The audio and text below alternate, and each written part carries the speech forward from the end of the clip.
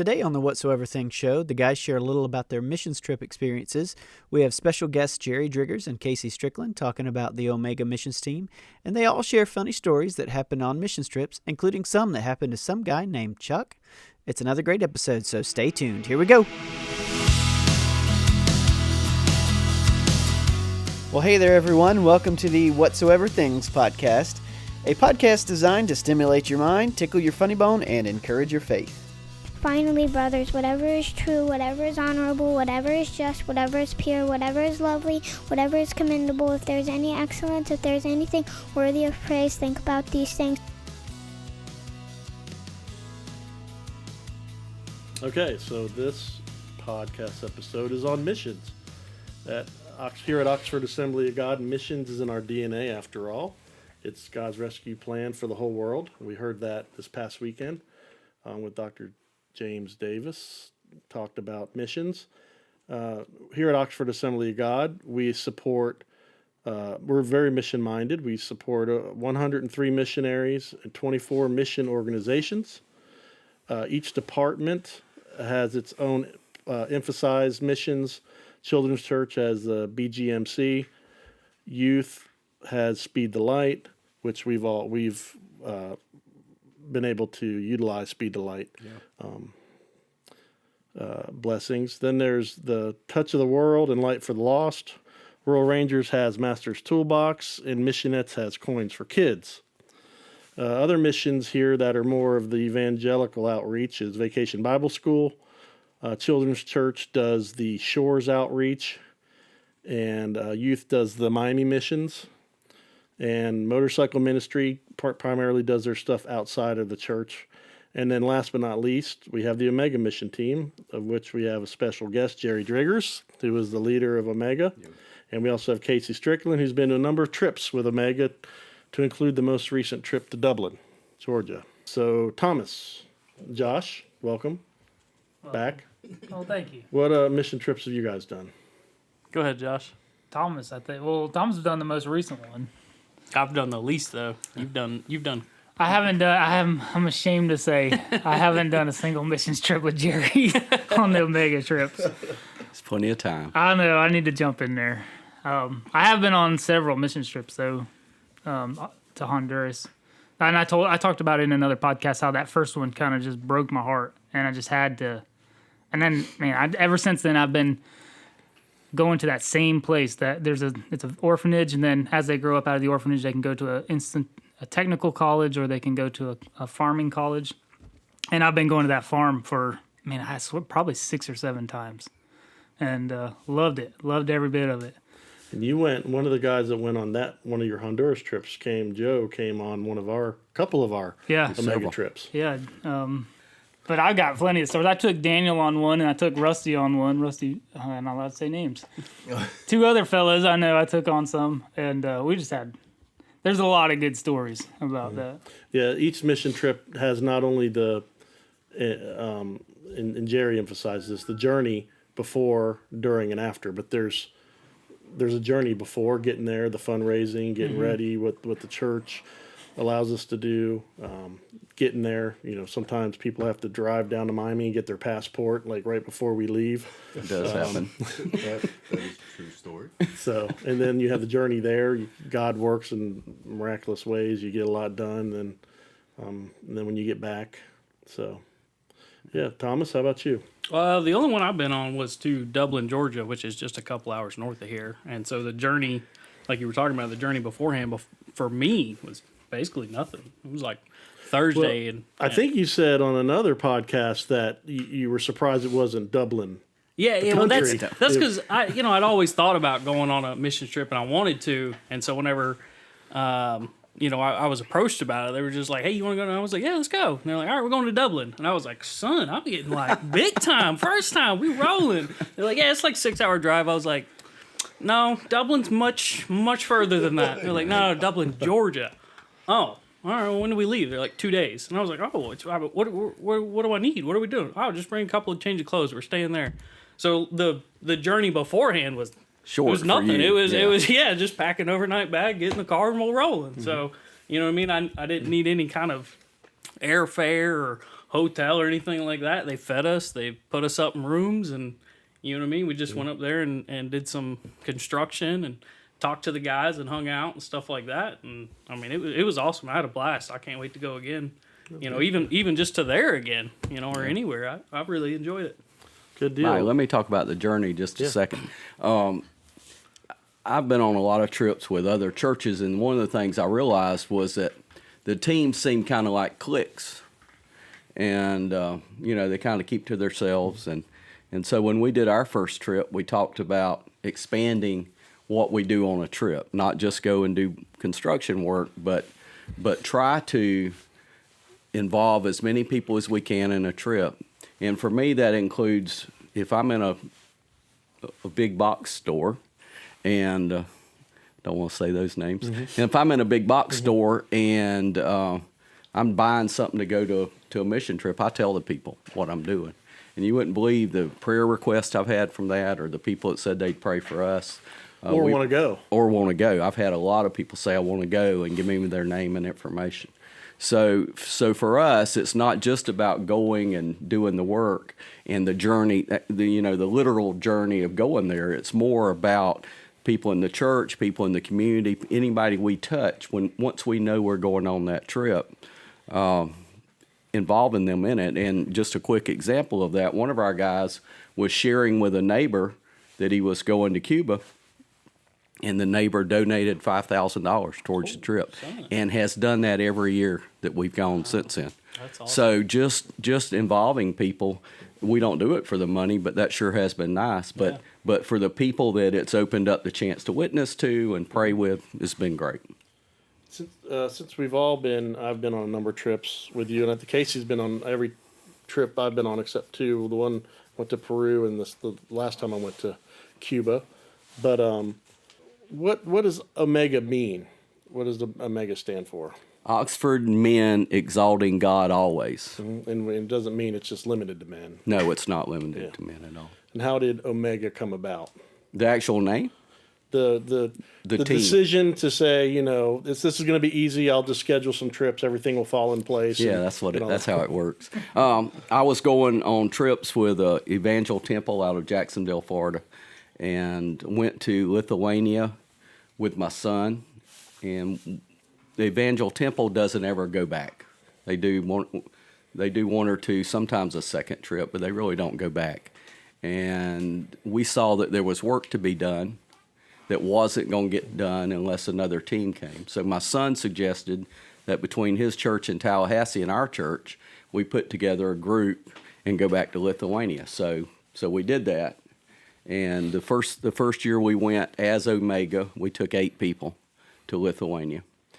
And I'm not supposed to call names, but on the way home from that trip, Casey, who's sitting here beside me, said, Who's being really shy, which is Yeah, very he is. odd. I don't know what's going on Right. here, but I don't like the dynamic Casey's Right. bringing to the Just table. let the pros talk. I'm going to give him a proper introduction. Yeah, maybe he'll jump in here. But on the way home, on the airplane, he said, Mr. Jerry, we got to go back. We got to go back and finish that job. And so we did. And really that, to me, was really more when Omega was born. Really the second trip, we took 23 people to Lithuania. And we finished that project, which I'd never been part of finishing a project before. And so it was a fantastic thing. From there, we just started doing trips. It just fell into place. And God's really blessed it. Nate, just rattle off some of the countries you've been to, or trips. I mean, it's been U.S. I've been to Bolivia, Peru, Austria, Greece, Macedonia, Antigua. That was pretty nice. Cuba, I think 10 times now. Lithuania 4 or 5 times. So, and there's a couple others. And then the one in Alabama. Dublin, yeah. Dothan, Alabama, we made a couple trips to. Dublin, we've been 4 times, I think, now. Yeah. In Montana, we went to Montana, thank you. Okay. So, Did you yeah. all do an Alaska trip? Or was Brother Darrell and I, that was my first mission trip, went to Okay, Alaska, yeah. Yeah, I forgot about Alaska. Okay, and then we have Casey Strickland here with us. That's been, as I said, on most of my trips. And I do want to tell Casey a huge thank you. One of the trips in Cuba, I was just sorry. And Casey says he was sorry, but he wasn't. He was 15 men. But he said, we're going to work out next year before the next trip. And him and I, and he stuck with me for a year between trips. We worked out every morning, and we checked in and said why we couldn't. There wasn't a day we didn't know one of us wasn't working out. Yeah. So thank you for that. You're welcome. You're welcome. And then I went to the next trip and got sick halfway. One of the days of the most hardest work, I was sick, but. Yeah, the last Cuba trip was pretty tough physically, but going back to kind of the journey, growing up in church, I've always been, I've always been around people inside the church, but I think sometimes we don't get the fellowship the way we should when we're not inside of church, because most people, you walk in the door and then you walk out of the door and you're here for an hour and a half, 2 hours. And we don't get to have the fellowship that we really should have as fellow Christians. And so, just as y'all were talking about kind of the journey part of it, not so much, just talking about the trips themselves, but just being able to sit for extended periods of time while we're on these missions trips, getting to fellowship and getting to talk with, people that we've known all our life, people that we're around all the time, but we don't have that connection that I think we really should have as followers of Christ and, brothers and sisters in Christ. So part of that journey is huge because it allows you to create bonds that we don't necessarily create inside the walls of the church. Mm-hmm. And so I think that's, for the journey part of it, just when we're talking about the being around each other inside, the missions trips, it gives you a bond that you don't necessarily get when you're at church. You learn about somebody going through an airport with them on a missions trip. Yeah, you do. You learn about people. You or riding in a car with them. Or riding. Yes, I mean, After Taco Bell. They had boiled hamburgers in Luxembourg or somewhere. They had on one of the Lithuania trips, a guy played a Jimmy Swaggart CD, Through It All. Yeah. When we were working, he'd play that Through It All. Through it all. Through It All. Man, that reminds me of, we went to the Bahamas with Chuck one time, and Chuck threw all the batteries in my bag. I don't know why, but that's what he did. He brought a ton of them, so my bag was weighed down with batteries. And I went to the TSA, saw that, and they're like, come on over. So there was unzipping, and all these batteries are in there. They undo my whole bag. And I remember, this is the same bag I take on Royal Ranger campouts, and I would put fireworks in it. Tons of fire. So the bottom of this bag is nothing but fireworks powder, gunpowder, and everything. This TSA guy gets a swab, and he swabs the bottom of it, and then you can just see the dust on this thing. I'm like, oh my gosh, I'm gonna be here a while. Like, man, and somehow he must have never tested it, because he's like, all right, you're good to go. Thank God. Yeah. They figured this guy's got enough problems. I don't need to throw him in jail. Yeah. Man.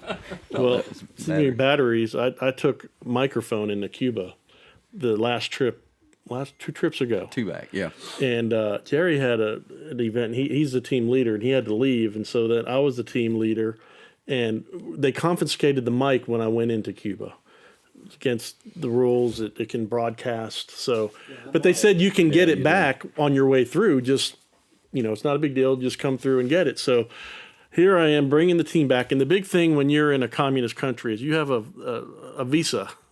That's, once they take it from you, you no longer have a visa, and you're on like international side, like you're safe. And so they took my visa. I go back, make sure everything's all right. I said, okay, I'm going to go get the radio, the microphone. They just said, sign it out. So they lead me, and there's a hallway in between the arrivals and departures where you don't really have to leave and go out. You can just cut through, and that's what I figured we would do. They're like, no, you need to leave. And they started walking through the TSA, what they have. And I got to the door, and I was like, once I step out here, I no longer have a visa. And I don't have my teams back there. They don't know anything. They don't know. And so they're like, oh, come on. So I went with them. We go outside and we walk all the way around to where the other front door. Well, this storm is coming, a low thunderstorm. And I'm like, I got to make it back before it's lightning and the plane's coming. So anyways, I was there. There was no arrival flight, so there was no staff. So I was sitting in this dark building just waiting for someone to come so they could tell me. And it was a long process. I was in Cuba without a visa. They could have left at any time, changed shifts, missed my flight. No one would have known what I was doing. And that storm just kept coming and coming and coming. And finally, it all worked out. I had to pay money. And I made it over just when the storm hit because I was like, they're not going to, these ladies that had me, they're not going to go out in this thunder and lightning and walk me through. And so that was the most nervous I'd ever been, being on that side.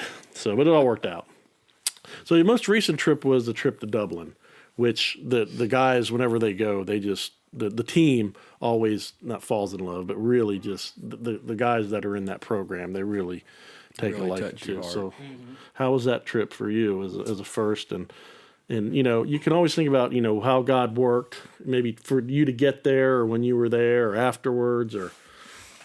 I think the biggest thing. Did you have to carry the load for Casey when you were there? As always, everybody has to carry Casey's load.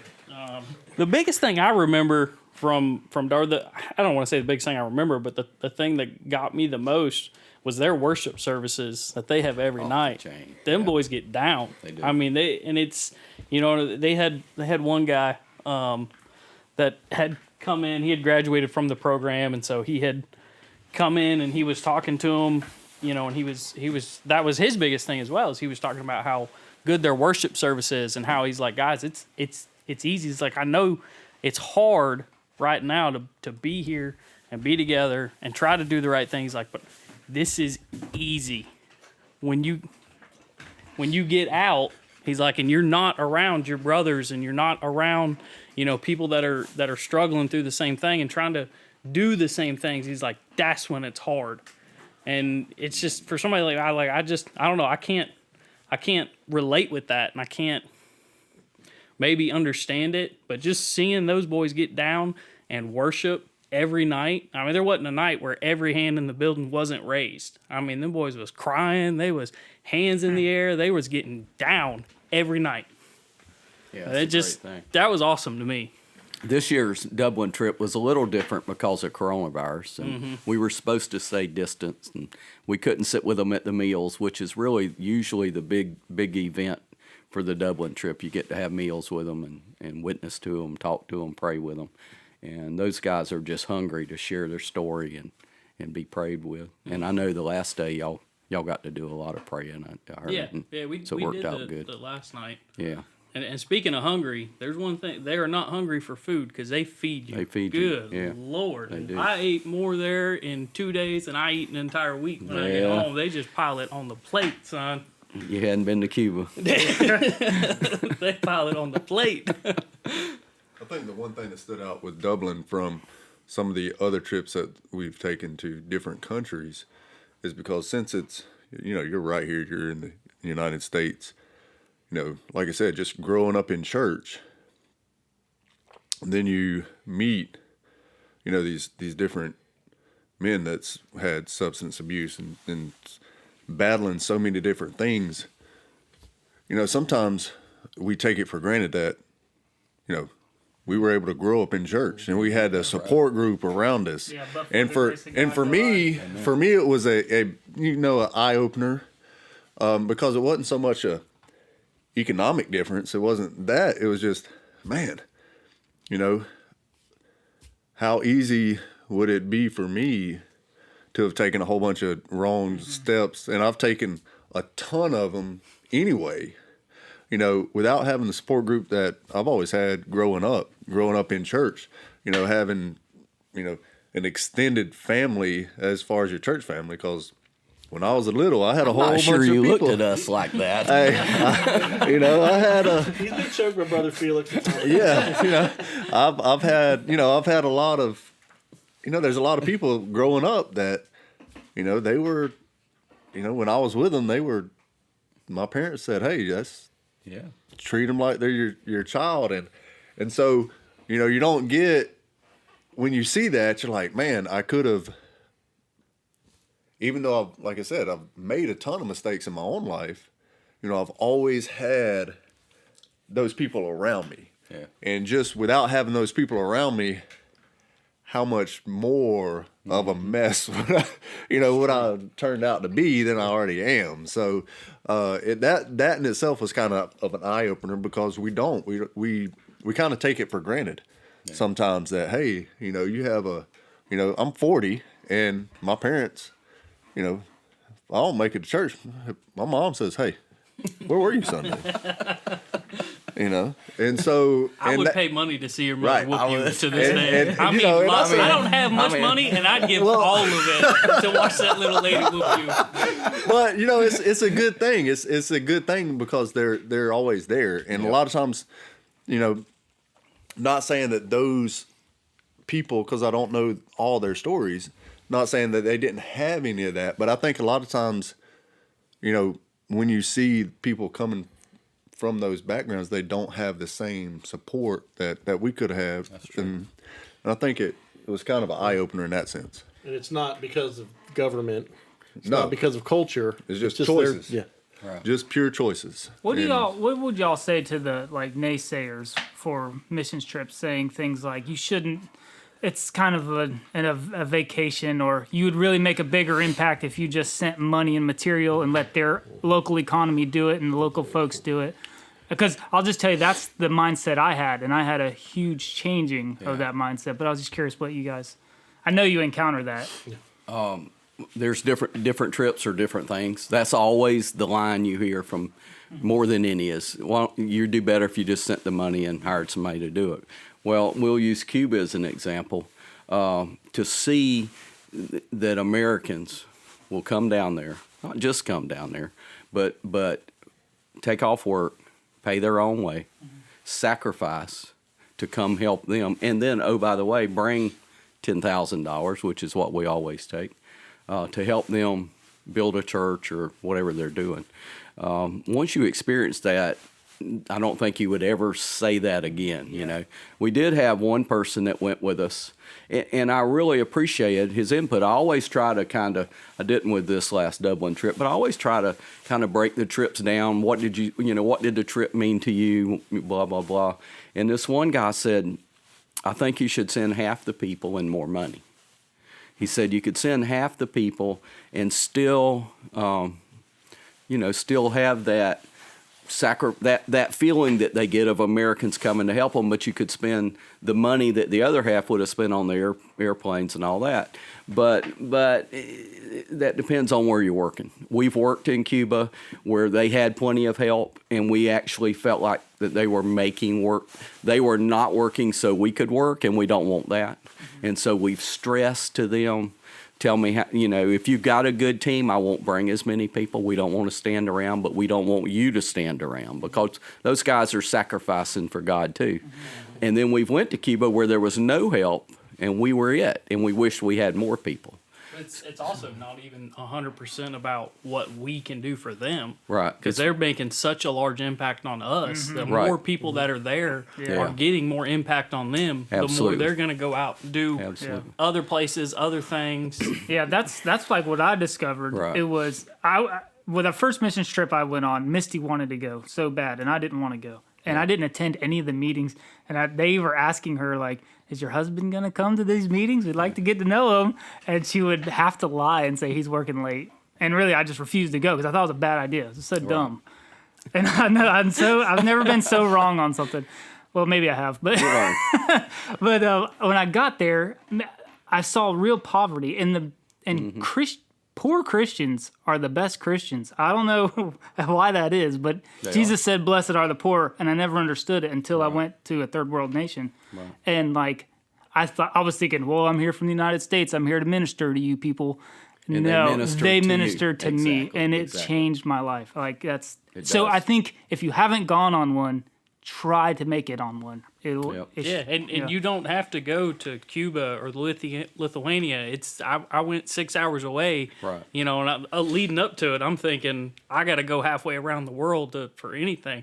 I went 6 hours away in my own backyard and completely 180. I mean, I you know, I always wanted to go on one, so it wasn't like I made a 180 turn, but just seeing the impact it made on me in my own backyard, one state away. One state away. Well, I think also, I mean, the financial aspect of it is a given. I mean, that's a given. We it's necessary to help them go forward.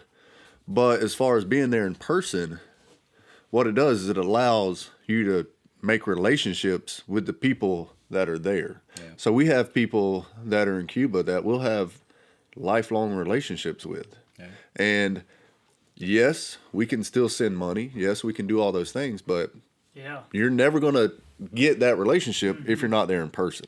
You're never going to meet that person, whoever it may be, or those multiple people. Right. And you'll never have that relationship. And like I said, you can send all the money you want. And yes, that is needed. Yes, it's necessary. But without being there yourself, I agree. You miss out on building a relationship. And like I said, the body of Christ is all about relationships. The people I saw sacrifice so much and love so much that I feel like they're going to be the great ones in the kingdom of heaven. Absolutely. And then you'll have a picture in your house in heaven with like, Jorge Rodriguez. And they're going to say, oh, you know Jorge Rodriguez? Like, yeah, I threw dodgeballs at him on a missions trip. And seriously, though, I feel like that is going to be the case. And you'll miss out on that, Right. We had two instances, one in Lithuania and one in Cuba, of the impact of the teams being there. Yeah. I remember in Lithuania that they started to talk and say, we need to do more. The Lithuanians said, right. Yeah. And in Lithuania, we did all the work. There were 2 Lithuanians there. We went there, we built cabins, we did all the work without any locals helping us. But they realized the benefit we were and that they could benefit other people, so they started coming and helping and doing. Cuba, those guys said, what we've realized is that you guys come from the United States to help us, but we're not helping our brothers. So they've started going and building some churches and helping. Awesome. They don't have the money, but we can get money down there, but they're doing that, And now the one biggest church we work with, we're sending money, and they're feeding hundreds of people a week, and it came out of us coming and blessing them, and they can't go to Publix or wherever and get food. They go stand in ration lines for hours to get eggs or to get rice or to get, They don't tell you what. No, they wouldn't dare tell you. But we find out that when we're going down there for us to eat eggs in the morning, maybe 8 or 10 of the people from that church went and stood in ration lines at 2:00 in the morning for hours to get enough eggs to feed us breakfast. And that's an opportunity for them to step out in the Lord and do something. Yeah, absolutely. That was and Jerry, what was you started asking? You probably always did. You asked the pastors. Talking about money, you would ask the pastors specifically about something that they could use. Right, when we go to house churches. Mm-hmm. And in Cuba, there's two type of churches. There's a church that was approved when the Castro government took over. It was already approved as a church, or it had a building on it. And on those properties, you can build a church building, which is what we're doing in Guaymaro. But there's literally thousands of churches in Cuba that are shacks, shacks isn't even really a good enough word, that are called house churches, and it's a pastor and his wife trying to live in a little shack, and in that house they took a little part of it and put some pews or blocks or whatever, pieces of wood on blocks, and they're having church, and they're suffering. And so we go, when we're in Cuba, we travel to house churches, and we rebuild some of the house churches into better house churches, but we go there, and we have money. We always take a big bag of things with us, which are essentials, toothpaste, toothbrushes, toilet paper, just bare essentials usually. And but we always ask them before we pray, what could we pray for? What is your needs? What do you need us to pray for you? And their house is falling down. The house has fallen down. In it, scorpions falling down, right. And they'll say, well, of course, pray for lost souls, that more souls will come into our church. Yeah, or the last one we worked at Right. in Kakakun. Yeah. It was he had a ministry. Yeah. He had a ministry. I don't remember. Yeah. The elderly. They never pray for something for themselves or their family or, it's always, a bicycle. We've bought bicycles because they have been having to walk 6 kilometers to visit their parishioners that can't leave their house. And if you could just help me get a bicycle, I could contact more of my people. We bought a horse and buggy so they could bring elderly people to church. That's always some need. This last year, I was at a church with actually a different group than our church that I took. And we asked the pastor the standard, what are your needs?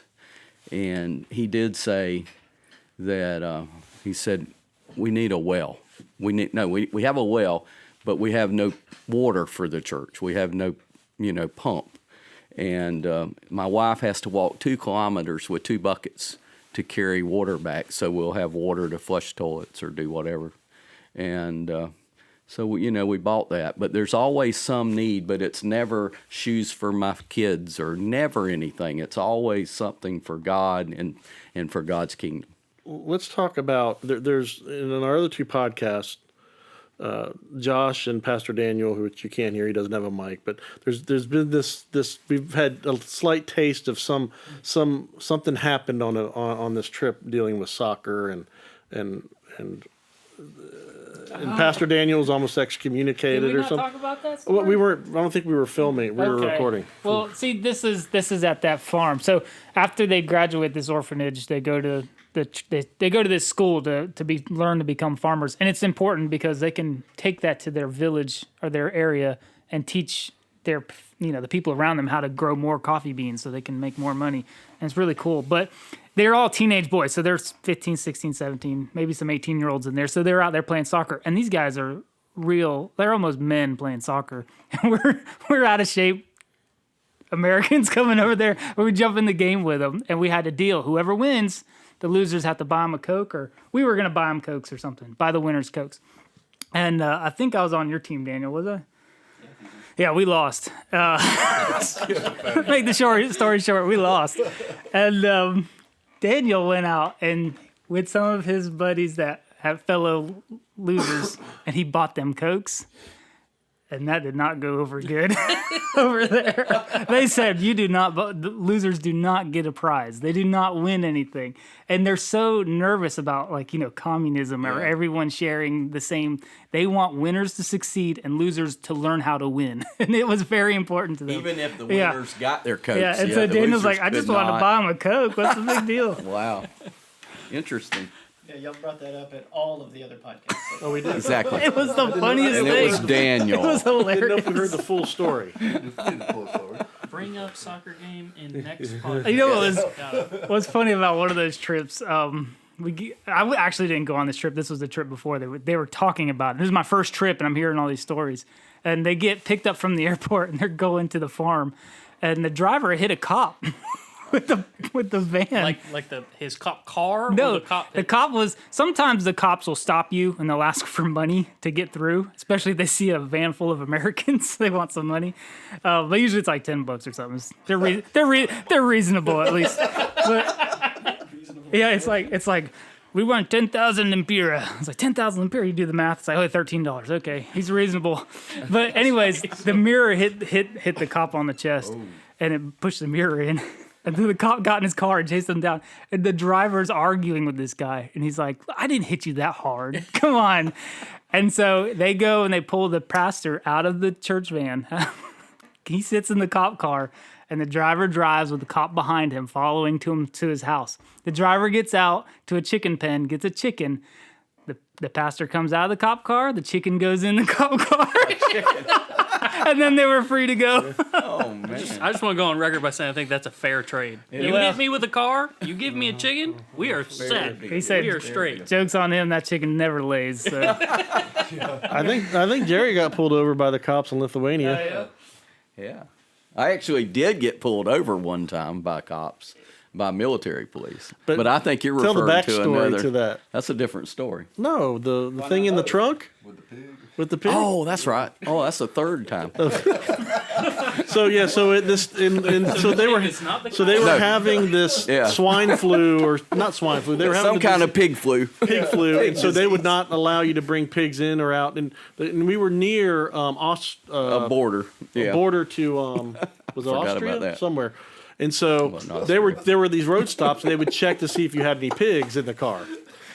So live pigs. So with the missionary that we worked with, Pigs checking for pigs. Jerry found this ceramic pig and bought it, and we all signed this ceramic pig and put it in the trunk of the car. Because every morning they check the trunk of our car. So we put a ceramic pig back there. And in a Speed Delight vehicle, by the way. In a Speed Delight vehicle. Yep. The local cop thought it was kind of funny. The military police did not think it was funny at all. But we were crying. They definitely do things differently. Yeah, they do. Casey, besides flying next to me on the Lufthansa flight to Frankfurt, Germany, what's another good memory you have from one of your mission trips? We did Browning, Montana. We've done Lithuania, Cuba. Yeah, honestly, one of my favorite trips. Well, I've enjoyed them all. We can talk about Pastor Chuck, because we're not saying his last name. Many stories involve Pastor Chuck. Yes, too. I do remember when we left Pastor Chuck, we went in to get ice cream.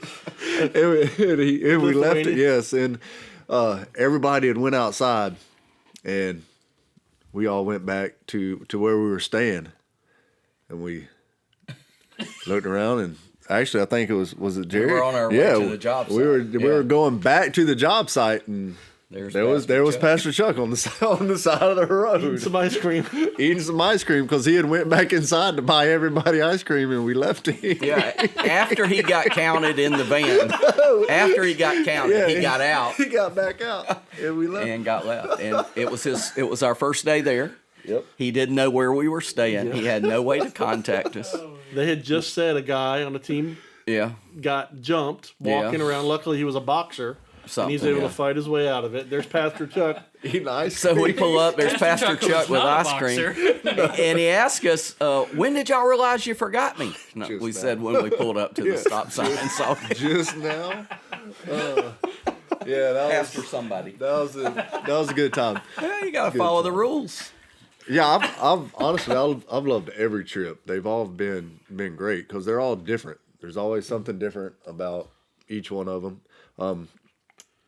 Like I said, they're all a different experience. I think one of my favorite trips was actually to Montana because my parents got to go. Yeah, we got some Poppy Seed chicken. Yes, and so my parents, so mom and dad both got to go, and they were able to cook, and that really, I mean, you could see it made them happy, and they really enjoyed it. So it just made that trip a little bit different because they were able to go with us. And it emphasizes what you said because we not only worked in that church, but we slept and ate in that church. Oh yeah, it was like that's all we did. I mean, we drove around at night, but that's where we. That made it a really good trip for. And that's a good thing about Dublin too. We all stay together, and it gives you the opportunity to visit a lot more than you would if you were in separate rooms. I'm thinking of another time. Pastor Chuck has fond memories in Lithuania. Remember the beast stung his tongue? Beast stung his tongue, yes. So they keep the windows open, and there's just always sweet stuff on the table, and the fruit and this beast flying around. He takes a sip of his juice, and he had he's devotion. Like, the tongue. Stung his tongue. Yes. And every trip, he hits his head on something and winds up with a Band-Aid on. And then in Montana, we get there, whatever day it was, Jerry bends down to pet the pastor's dog. By the way, the pastor and Daniel, striking resemblance, except his goatee's probably this long. Handsome guy. And Jerry goes down to pet this beagle, which is like 100-year-old beagle, very friendly dog, and bites his hand. Yeah, his hand gets infected. Yeah, he gets a fever. No, I didn't get a fever, Chuck. I thought I remember you. Okay, no, then I didn't get a fever. We're building this wall, this fence to mark off the property because people were walking through it, and just they couldn't have stuff out back, so we had to build this fence, and this fence has to withstand heavy winds. It's off the mountains in Montana, and so you have to back brace it. And so we're trying to dig these holes, and we're on the ground stapling, and Pastor Chuck goes down. He's nailing. He gets a spider bite on his knee. He gets sick with a fever. He's laying in the room with a fever, shivering. Him and Jerry had to go to some infirmary Clinic, somewhere. Yeah, get shots.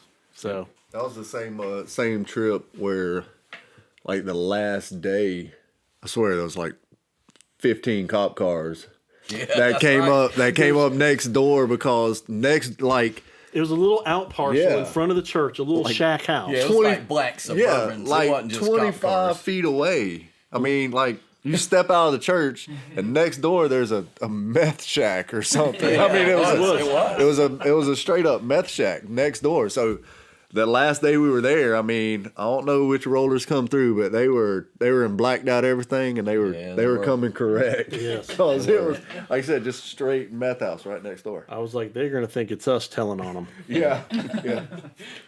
There's been a lot. We've in Lithuania, we've toured a castle. We toured the KGB museum, which was very Yeah, I couldn't go in there. somber. Yeah, that's rough. It was Come back out. lots of stories.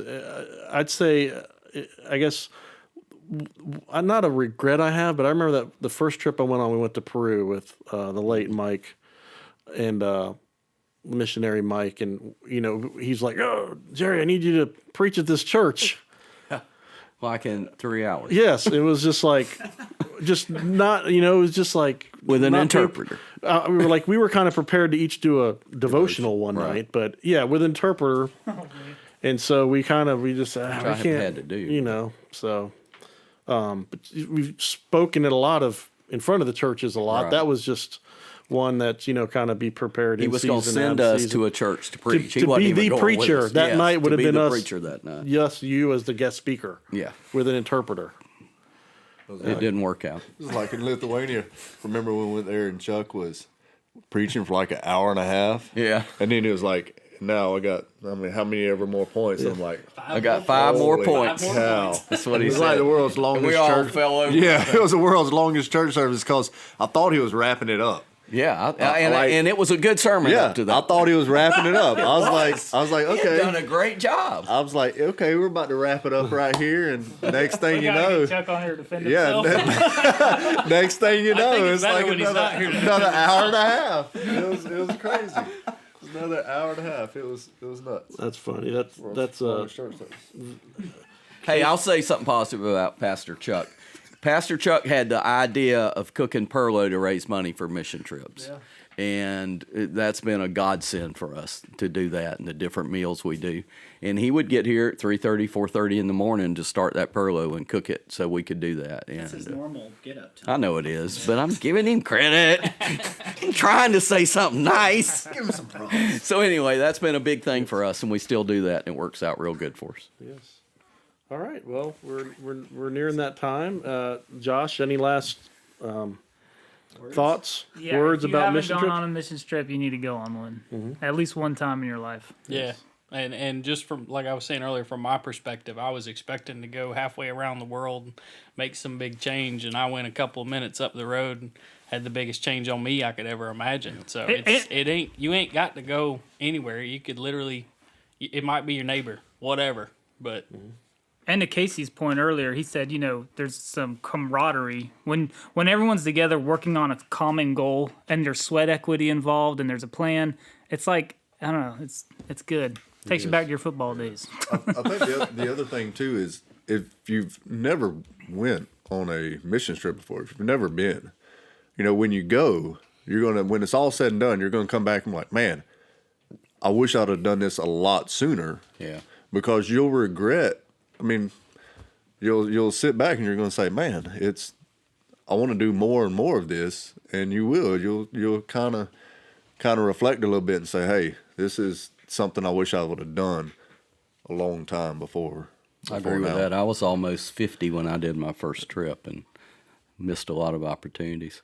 Hey, I'd like to also say that on Omega mission teams, not any other church-related trip, we've had over 50 different people from our church go on trips.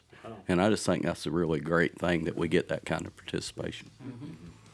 So if anybody still is hung up and would like to send money, the youth always go down to Miami and that's could right. always. El Salvador. Oh, that's right. You guys doing it to El Salvador. Awesome. Great. Okay, well, that will wrap it up for today. Thank you and good night. Farewell. And Good night. we don't have a closer. We're still trying to figure out how to close this thing.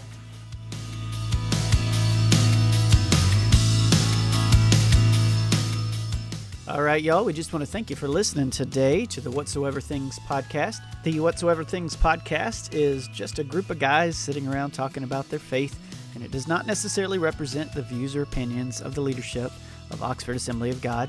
Don't forget to subscribe to our podcast. You can subscribe in whatever your favorite podcast application is. And if you'd like to find out more information about our church, you can visit our website at www.oxfordag.org. That's oxfordag.org. We'll see you next time.